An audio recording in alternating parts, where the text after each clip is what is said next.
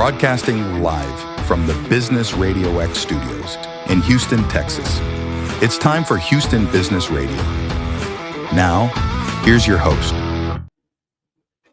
Hello, Houston. Trisha Stetzel here, bringing you another episode of Houston Business Radio. It is my pleasure to introduce you to my guest and fellow woman with the know. We may have to talk a little bit about that.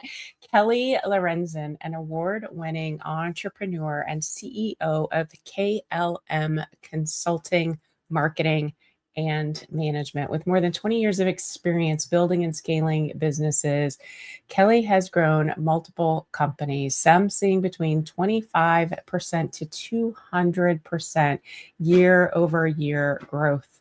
Through her company, she and her team step in as what she calls business owner duplicates, providing both strategy, leadership, and hands-on support so small and family-owned businesses can scale without chaos. She's also an author, a speaker, and a fierce advocate for entrepreneurs, helping them move from being the bottleneck in their business to building systems that actually support sustainable growth. Kelly brings a powerful mix of real-world experience, practical marketing strategy, and deep understanding of what it takes to grow a business while navigating life's unexpected challenges. Kelly, welcome to the show. Thank you so much. I appreciate you having me on. I'm so excited to have this conversation with you. And I'd like to just start with this. Tell us a little more about Kelly.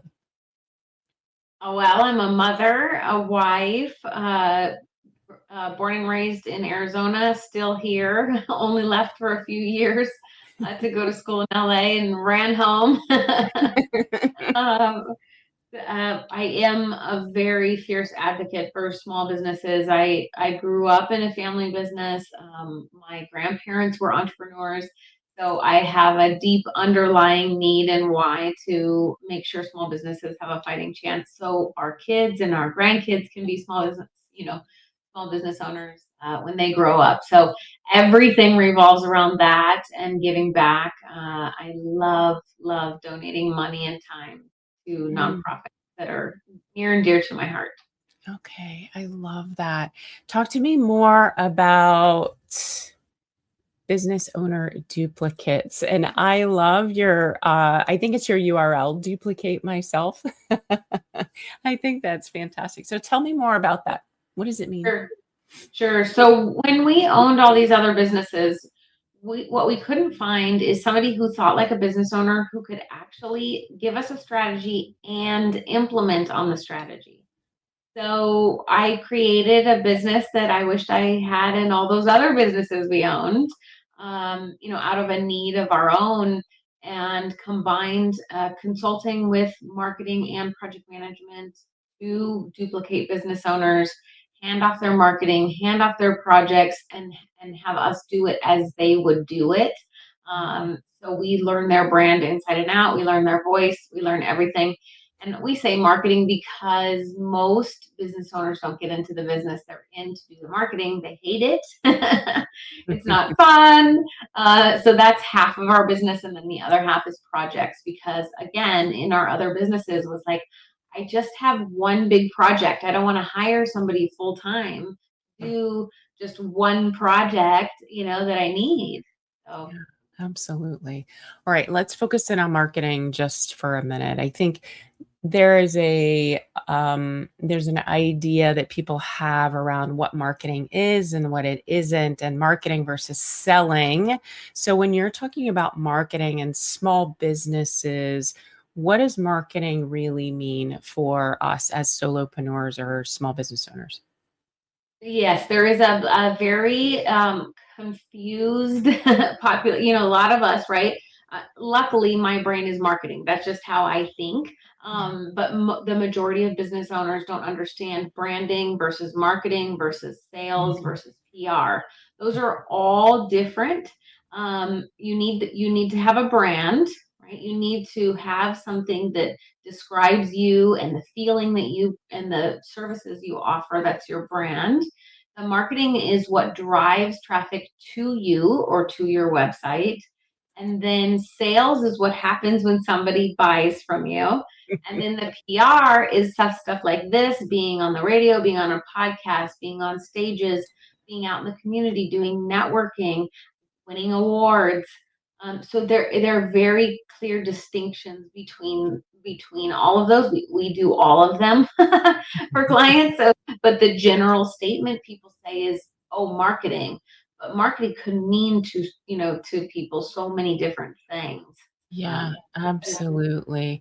And I think half of the things that you just described may feel cringy to people because they actually have to be visible, visible to people. If we don't put ourselves out there, then no one knows that we exist. So how do you help people, Kelly, become visible in a way that feels authentic and will actually drive business? Right.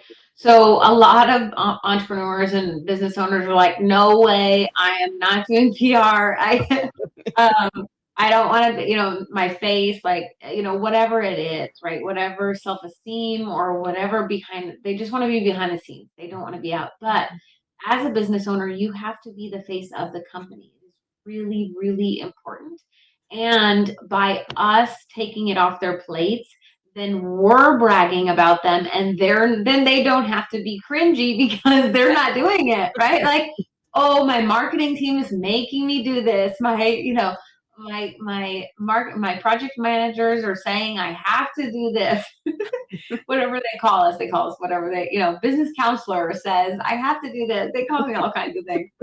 So if they can blame it on somebody else, right? It doesn't feel so bad, and they're not having to brag about themselves because I'm doing it, right?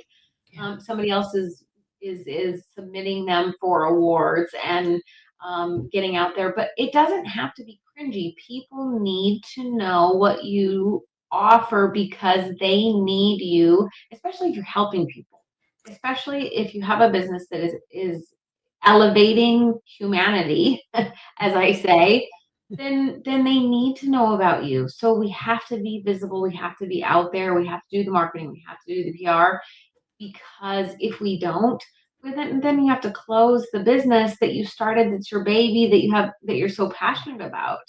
So it's Yeah. really critical. It is, absolutely. So you've used some language that I think is well, it sits nicely with me, and it also makes me chuckle a little bit, which is random acts of marketing, which means we're out there trying everything. We're throwing the spaghetti at the wall and trying to figure out what sticks. So what's a simple framework that you normally would recommend to bring consistency and results to people that you work with? When we first talk to a client, we'll say you have to have a blanket effect on marketing. So I draw. I'm on Zoom. I'm on the whiteboard. I'm showing them, like, here's the visible drawing of a blanketed marketing effect, and you have to try all the things and see what things overflow your money into and then I draw into the sea of money, right? And then whatever thing is working the most, like after you try, and you have to track, you have to, track the numbers. And once you track it enough, you'll start to go, ooh, 50% of my business is coming from referrals. 25% is coming from, social media. 25% is coming from ads, like whatever it is.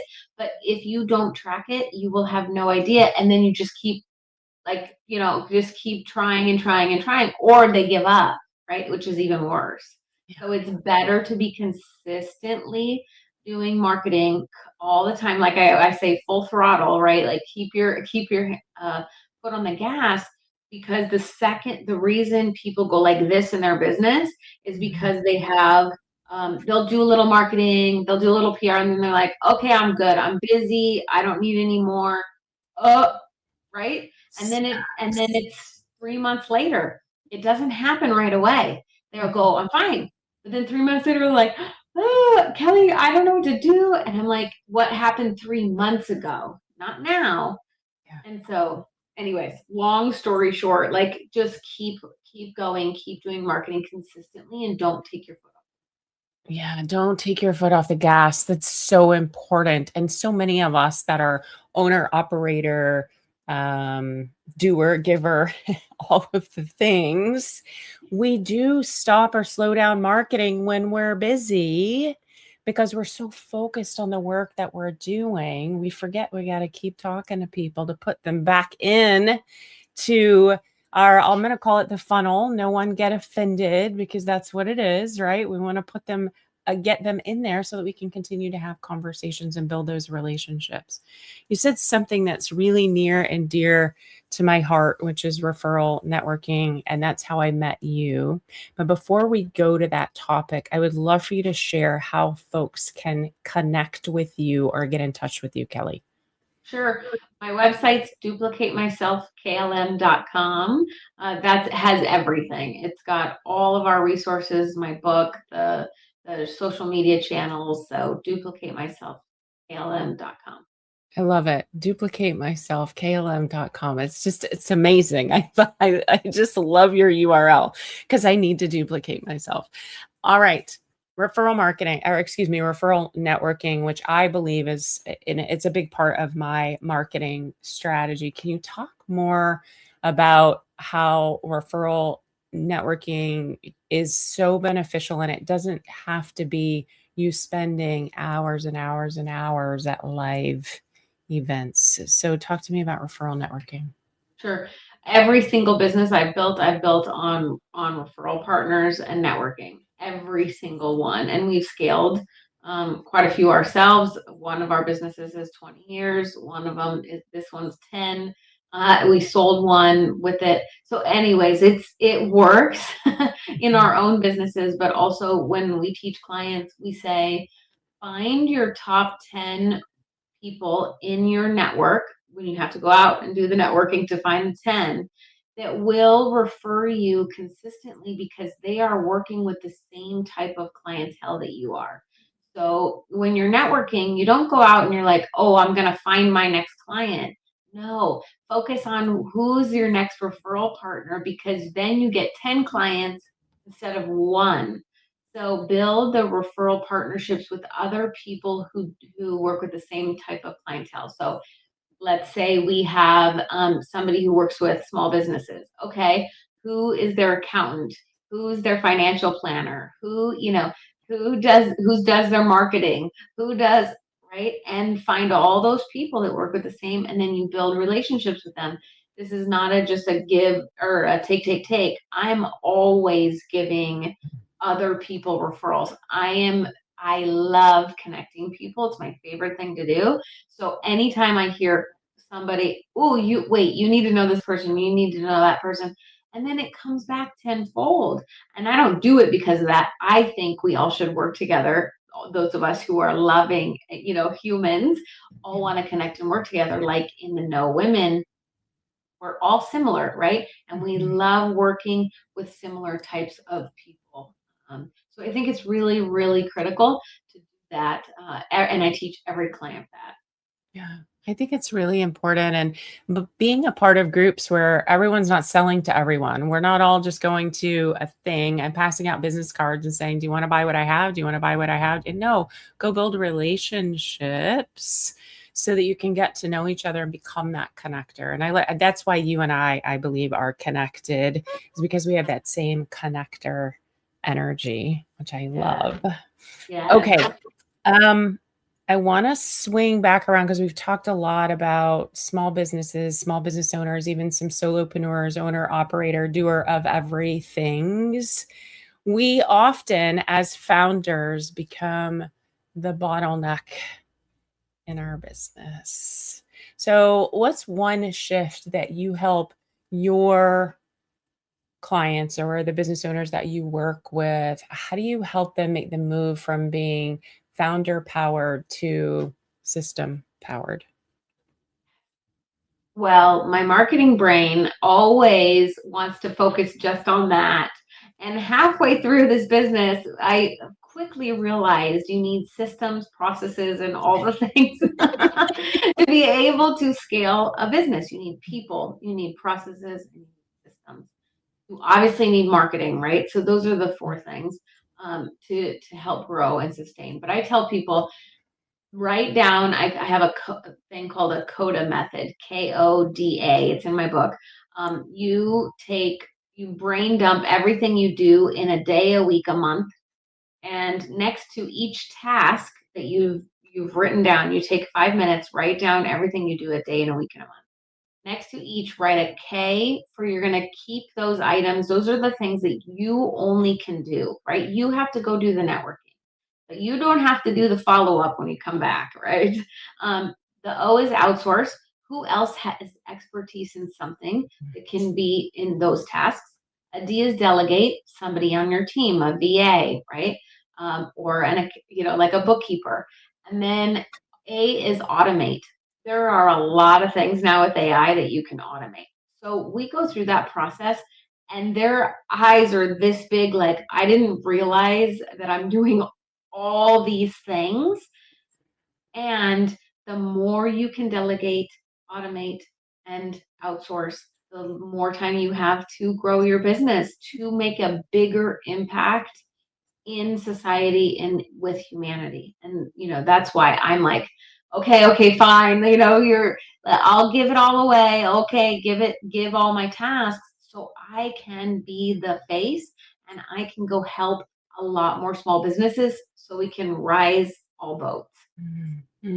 Yes. Oh my goodness. My heart is so full today, Kelly. This makes me so happy to have this conversation. So, if there are small business owners, particularly those who may be solopreneurs, thinking about hiring their first person, whether it's a VA or an employee, or their next person, and they're really scared because they don't think that they can move beyond where they're at today, what would you tell them? I would share experiences that we've had when we are scared, and you will always find a way to pay them. Hire them before you need them, and you will find a way to pay them. I promise you, we grew by 200% in this business when I hired my first employee.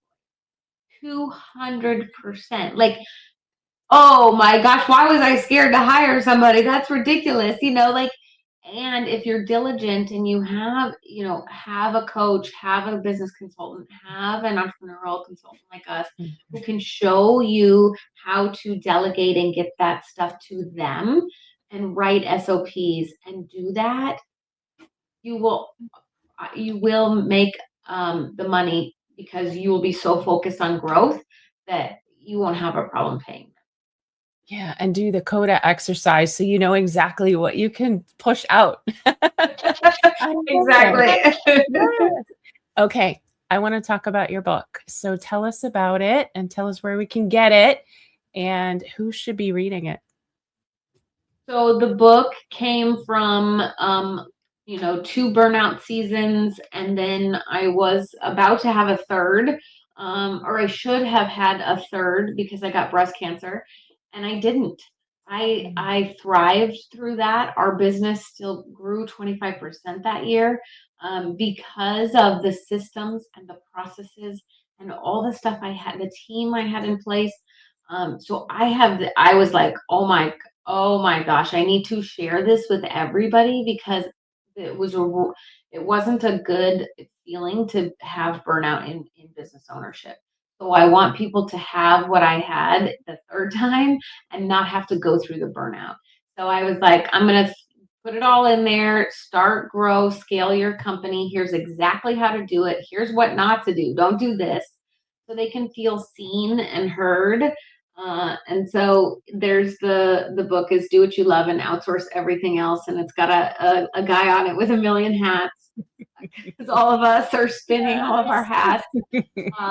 Entrepreneurship 101. So it's for brand new entrepreneurs. Maybe even you're thinking about starting a business or you just started in your first year or two in business and you're panicked and overwhelmed. It's perfect because it's got workshops at the end of each chapter to move you along.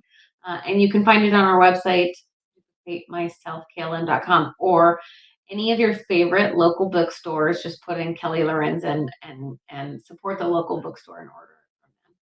I love that. If you guys are looking for Kelly, her last name is spelled Lorenzen, and it's KLM.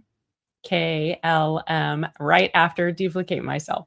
Which I love. Okay. Thank you. Yes, of course. So, thinking about Kelly, look, what's next for you? What comes next?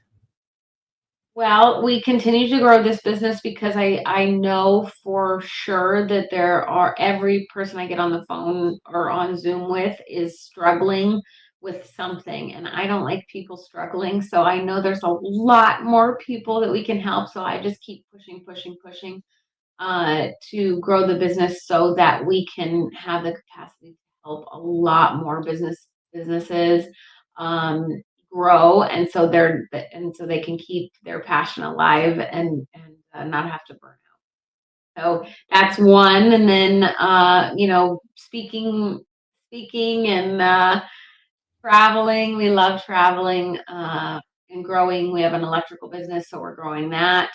My son came into that business. Just lots of growth. Okay, I love that. Year of growth. It's beautiful. And I'm so excited to stand by and watch you as we continue to network with each other and connect each other. I heard you say earlier that you love to give back. Can you talk about what that looks like for you? Yeah, I grew up in a family who went to South America every year and donated time and money and effort to provide medical care down there. And so it was ingrained into me very early on to give back. So if I am not on a board of a nonprofit, if I'm not donating money, if I'm not serving nonprofits, or local charities, I don't feel right. So every year we adopt a home for the holidays for people with disabilities, and I'm on a board of Girls on the Run. So that's for little girls trying to teach them leadership and stuff real early that we wished we would have had right when we were kids.